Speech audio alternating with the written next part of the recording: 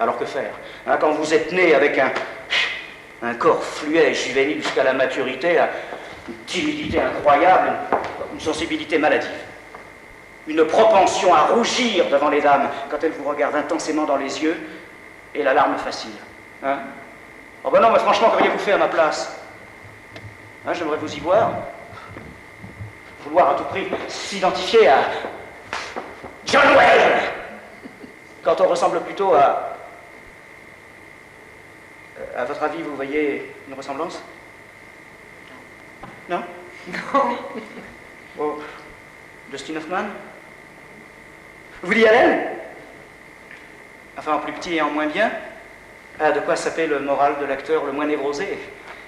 Ma passion pour la femme, trouble et candide à la fois, était la conséquence d'un esprit féminin dans le corps d'un homme qui passa son conseil de révision, où il fut d'ailleurs recalé 3 fois comme l'idiot de la communale. En pleine guerre d'Algérie, il fallait le faire. En conséquence, eh bien, à l'approche de la quarantaine, je dus me rendre à l'évidence que mon amour pour le beau sexe était la manifestation d'une attirance saphique. Oui, dont je constituais par ailleurs l'élément féminin. Ça a été pire. En fait, non, personne ne savait au juste comment le recevoir, ce texte. Oh, il y avait bien quelques rires de temps en temps, les marginaux l'appréciaient beaucoup. Bah, ils étaient minoritaires, forcément. Cela m'a valu tout de même un certain nombre de succès féminins tout à fait inattendus. Oh, mais c'était des personnes vraiment spéciales. Le premier soir, une très belle femme, mais grande, grande comme la victoire de Samothrace, mais avec la tête en plus, ah oui, encore plus grande, va me trouver après le spectacle et me proposa, d'une belle voix grave, de prendre un verre chez elle. Oh, elle était véritablement fascinante, avec un regard vert, presque aquatique. Généralement, ce genre d'Amazone ne prêtait guère attention à moi. J'ai accepté. Je crois que nous bûmes plusieurs verres. Du canapé du salon, la conversation s'était insensiblement poursuivie dans sa chambre, sans que je me souvienne très bien au juste comment nous y étions parvenus. Oh, peut-être sous le prétexte d'un tour du propriétaire.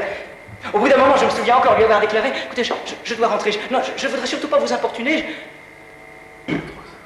Mais je suis en train de vous violer, petit trésor. Et c'était vrai. Dans le feu de la conversation, je ne m'en étais pas vraiment rendu compte. Non, mais les femmes vont beaucoup plus vite que nous à l'essentiel. Ah, ce fut la première. Ah, mais il y en a d'autres, hein. Ah, les circonstances différaient parfois, mais le résultat était invariablement le même. Alors, au début, je me suis laissé envahir par ces femmes pieuvres, ces plantes carnivores, ces amantes religieuses. Ben, je dus rapidement me rendre à l'évidence que je n'aurais jamais la santé nécessaire pour assumer 24 heures sur 24. J'étais toujours coincé sous plusieurs femmes. Je dépérissais à vue d'œil. J'aurais dû être content, moi qui ne me suis jamais plu. Je garde néanmoins une gratitude émue à toutes celles qui m'ont choisi, bien qu'elles m'aient fait souffrir. Elles m'ont rendu beau, le temps qu'elles m'ont aimé. Elles m'avaient vraiment trop gâté, j'étais vidé. Ah ben, je le fus également de la boîte où je passais d'ailleurs. Ça, forcément, mon travail s'en ressentait. Bon, alors un beau jour, je me suis dit, c'est pas ça l'amour. Oh, je ne redis pas les bons moments, bien sûr, mais non, ces histoires-là se terminent toujours mal. Non que je sois devenu misogyne, je pense que très peu d'hommes le sont véritablement. C'est un sentiment motivé par la crainte d'avoir trop mal après une grave déception. Au fond de soi, on désire toujours ardemment se brûler à ce qu'on redoute le plus. La misogynie viscérale est suspecte. Bon, je me suis dit, faut que j'arrête pour que ça me soulage. J'ai donc éliminé ce sketch sans regret, j'ai changé de formule. Je l'ai surnommé à l'époque le plus drôle des tragédiens et le plus sinistre des comiques. Le résultat ne se fit pas attendre, plus personne ne voulait de moi. Oui, j'étais toujours trop quelque chose, ou bien pas assez autre chose. Bref, je n'étais plus jamais ce qu'on cherchait. Un produit rare, certes, mais aucunement précieux. On me maniait de dynamite prêt à exploser, ou comme un serpent à sonnette que l'on aurait distraitement passé autour de sa taille en croyant prendre sa ceinture. Même c'est drôle hein, quand on y pense. Vous avez remarqué, j'ai même pas trop y penser. Alors, ne sachant plus qui j'étais, ni où j'en étais, j'ai décidé de devenir quelqu'un d'autre, histoire de me retrouver. Ben, je sais, à première vue, ça semble compliqué, mais en fait, c'est compliqué. Comme je ne supportais plus l'alcool, pour en avoir trop bu, je me suis enivré de mots et de poésie. Cela saoulait les autres. Tous mes copains à cette époque ont pris une cuite en m'écoutant. Solution économique et sans danger, nulle désintoxication nécessaire ni douloureuse, non. Il suffisait simplement de m'éviter durant quelque temps. J'étais alors parvenu à la conclusion qu'il valait mieux me dissimuler, oui. J'allais donc m'exprimer à la troisième personne. Le public ne me sentirait plus derrière mes textes. Je mettrais une distance entre lui et moi. Il pourrait rire ou pleurer, sans contrainte aucune, sans arrière-pensée. J'ai donc commencé mon spectacle par ce texte, cette histoire. Il était mort. Mais il était si distrait qu'il ne s'en était pas encore rendu compte. Évidemment, une telle situation ne pouvait guère s'éterniser. On ne peut conserver indéfiniment un pied droit dans le monde des vivants quand le gauche a été voir du côté d'ailleurs. Dans son malheur, il avait toujours eu la chance d'être préservé du pire. Si mourir et vivre est souvent difficile, mourir peut parfois s'avérer pénible. Mais sa distraction veillait sur lui comme une bonne étoile à 5 branches. Il venait de mourir sans s'en apercevoir. Il avait horreur des bananes. Mais il n'avait pas mangé, ni à plus forte raison jeté la peau de celle sur laquelle il venait de glisser, non. Il était au carrefour, le feu passait au vert, et il avait décidé d'attendre sagement sur le bord du trottoir, comme ses parents le lui avaient inculqué dans sa petite enfance. Quand la peau de banane, jetée par un enfant affamé à l'heure du goûter, avait subrepticement atterri sous sa chaussure, le pied gauche, et son élan l'avait entraîné, en partie du moins, sur la chaussée, au moment où un énorme camion, fort de son bon droit, s'élançait. Ses parents lui avaient bien déconseillé de jeter ses peaux de banane dans la rue, mais non, hélas, de glisser sur celle des autres. Le seul pied droit qu'il possédait ignora jusqu'au bout où avait bien pu passer son congénère. Car ce dernier était tombé sur le trottoir, mollement, tandis que le reste du corps, tournoyant comme une toupie, était parti en vrille, entraîné par le sillage du camion. Un envol particulièrement gracieux, dont il ne put malheureusement apprécier toute l'élégance. Le chauffeur était en retard. Il ne s'attarda pas sur les détails. Il avait des tonnes de melons à livrer proches de la déliquescence. S'il tardait une minute de plus, il n'aurait plus que du sirop à vendre. Il appuya sur le champignon et disparut vers le soleil couchant, superbe d'ailleurs, dans un épais nuage polluant. Je vous demande pardon, j'ai oublié de vous donner le titre de cette histoire. Cela s'intitulait précisément « Distraction », en hommage à la Bruyère, un copain. Alors là, les réactions ont toujours été imprévisibles. Beaucoup de spectateurs me reprochaient ce début. Comment? Vous commencez par la fin? Non mais comment voulez-vous qu'on s'y retrouve? On croit qu'il faut partir alors qu'on vient d'arriver. D'autres, plus cartésiens encore, me rétorquaient, mais enfin, comment voulez-vous qu'on s'intéresse à l'histoire d'un type que vous faites mourir dans les 3 premiers mots? Il était mort. Vous ne nous dites même pas qui il est, son nom, son âge, ce qu'il aime ou n'aime pas, ce qu'il pense, etc. Je le trouve bien, votre texte. Mais il faudrait le mettre ailleurs. Ça a duré 10 ans. Tout le monde le trouvait intéressant, ce texte. Mais personne ne souhaitait le voir placé au même endroit. Eh bien, je l'ai conservé par tendresse. Dans tous mes numéros successifs, modifiant sa place parfois d'un jour sur l'autre, mais n'étant jamais parvenu, semble-t-il, à trouver la bonne. C'est pourquoi je ne vous demanderai pas aujourd'hui où vous souhaiteriez le voir placé. Il y a toujours eu autant d'avis que de personnes. Alors je me suis dit, tiens, et si je commençais plutôt par un poème? J'en avais un, justement, composé directement sur ma machine à écrire électrique dans la nuit du 8 au 9 janvier 1981, déjà. Juste avant qu'il n'arrive. Et j'avais le cafard cette nuit-là.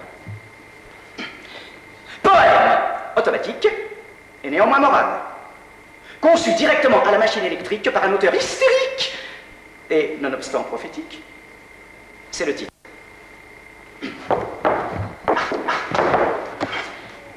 Il sortit de dessous la marquise à 5 heures. Heures exquises que d'être dessous la marquise. Il avait beau être de gauche, elle avait beau, ou belle, être de droite, elle le menait à la débauche, car elle était très très à droite. Ah, c'est pas mal ça. Elle était de l'ancien régime. Mais il ne voulait en changer pour un royaume, ni même pour un empire. Ce régime-là lui convenait, pour le passé comme pour l'avenir.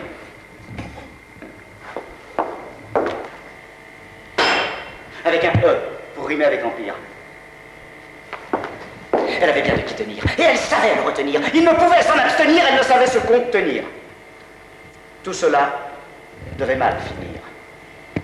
La gauche venant, elle fut nationalisée. Son corps, elle devait céder à la collectivité. Il en fut tellement dégoûté qu'il se fit ce point de suspension, isé. Jusqu'à la gauche, lui disait-on. J'aimais mieux la lui mettre dans le con. Oui, ça je demande pardon, j'ai osé écrire ça. Rassurez-vous, ce texte-là, j'ai dû le retirer très rapidement. Alors là, tout le monde m'est tombé dessus. On m'a traité de gauchiste, de facho, de bourgeois, de petit con, de pornographe, d'obsédé sexuel, de dégoûtant personnage, Ma place était dans un théâtre érotique. Eh ben, je les ai pris au mot, parfaitement. Et j'ai essayé durant quelque temps. Un soir, après m'être fait copieusement mettre en pièces dans un café-théâtre du quartier des Halles où je passais, je décidai de faire le tour de toutes les salles spécialisées du coin, et il y en avait, en proposant mon poème après minuit. Tous les directeurs de ces établissements, sans exception, m'ont ouvert leurs portes, intéressés sans doute par le pari et pensant que cela ajouterait une touche intellectuelle à leur spectacle. L'horreur. La clientèle de ce genre d'établissement venait pour voir, et même pour toucher, mais non pour entendre. Ils voulaient consommer. Mon érotisme n'était pas consommable. Alors j'ai retiré ce texte et je l'ai remplacé par un autre. Sur l'avant-garde de celui-là, oui, une conversation à bâton rompu entre un tout jeune homme et un adulte. Ah ben cela s'intitulait d'ailleurs précisément « Prenez garde à l'avant-garde, ça tâche ». Le jeune. Comment m'y prendre pour créer une œuvre d'avant-garde? L'adulte. Eh bien, faites quelque chose de très laid, de prétentieux et d'incompréhensible dans quelque domaine que ce soit, vous frapperez toujours dans le mille. Vraiment? Enfin, n'y a-t-il aucun autre moyen? Ah, c'est la méthode la plus rapide pour vous, les jeunes, qui êtes toujours pressés comme si vous aviez raté le train. Je ne garantis pas qu'elle soit durable. Mais le temps que les soi-disant esprits forts se mettent à réaliser et à comprendre que vous êtes un aimable chimiste, vous serez riche et considéré. Vraiment? Est-ce ainsi que vous définissez les artistes de l'avant-garde?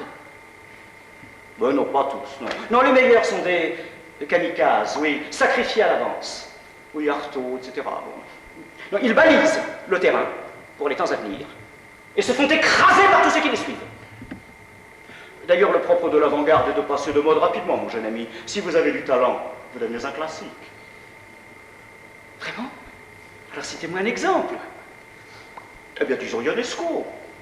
Il y a une bonne trentaine d'années, il faisait scandale avec deux petites pièces dans une salle dite d'avant-garde de la rive gauche, où elle se joue toujours d'ailleurs. Entre-temps, il est devenu une institution plâtrifiée. Des quarts de touristes du monde entier le visitent comme un chef-d'œuvre en péril entre le Louvre, Notre-Dame, la Comédie Française, etc. C'est la plus belle définition de l'avant-garde que je puisse vous donner, mon jeune ami. Oui, alors là, je vous demande pardon, j'ai dû faire une coupure. La direction était formelle. Alors je saute directement 3 pages plus loin, je vous demande pardon.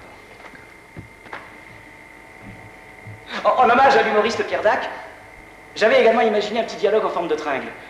Ou une conversation absurde entre deux types. Ça donnait à peu près ceci. Pourquoi prétendez-vous ceci, monsieur? Je n'ai rien prétendu, monsieur. Comment? Vous ne l'avez pas dit, monsieur? Mais bien sûr que si, monsieur. Alors pourquoi prétendez-vous n'avoir rien prétendu, monsieur? Mais parce que je ne prétends rien, monsieur, j'affirme. Monsieur, c'est vous qui prétendez que je prétends. Moi, j'affirme que vous prétendez. Monsieur.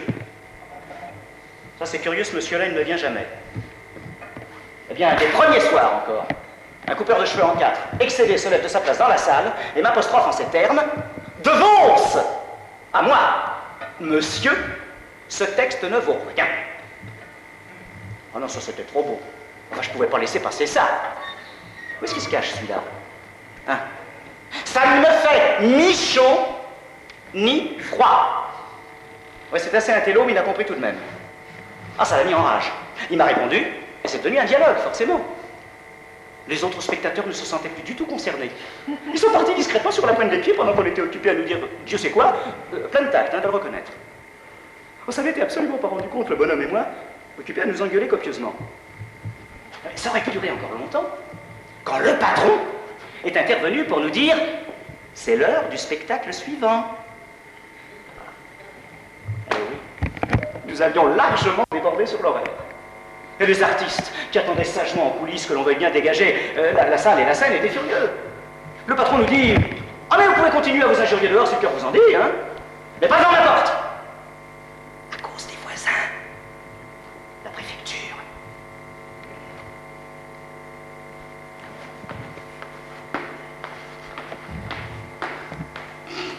Ah non mais, j'avais tout de même fait un heureux. Le type, entré par hasard dans la salle ce soir-là, était passé directement du rôle habituellement effacé de spectateur à celui de protagoniste. Ah, ça l'avait défoulé. Il m'a quitté en déclarant « C'est la première fois que je... »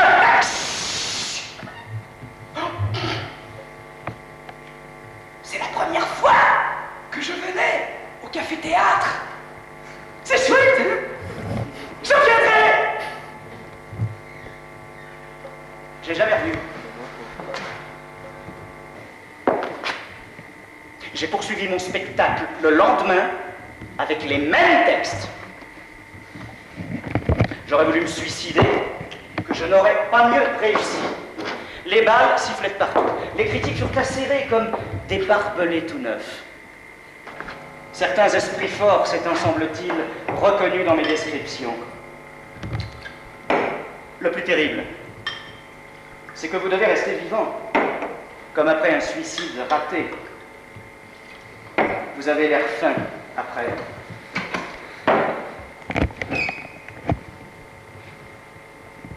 Ce fut une période très difficile.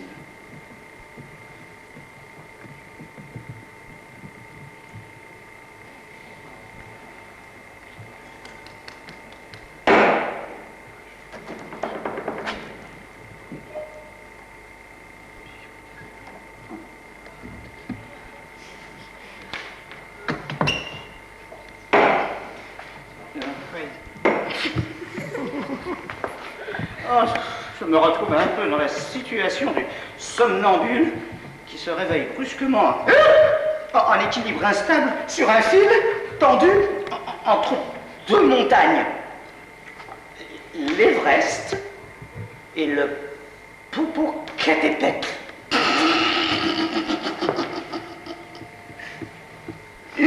Hein? Essayez donc de le faire, vous verrez. Très difficile d'avoir du génie devant des fauteuils vides. Le théâtre, c'est comme l'amour, faut être deux. Sinon, c'est de l'onanisme. Un acteur sans public, c'est comme un polichinelle cassé qu'on range dans un vieux coffre à jouets au fond d'un grenier poussiéreux.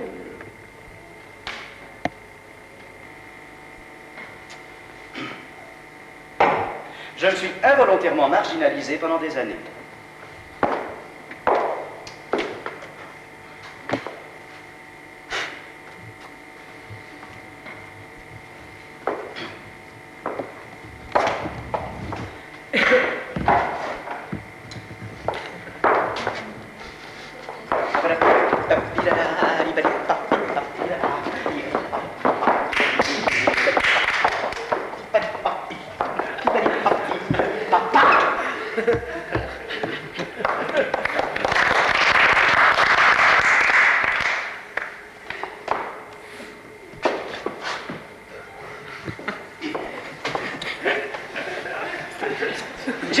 vieux conteur qui ne pouvait plus compter sur personne.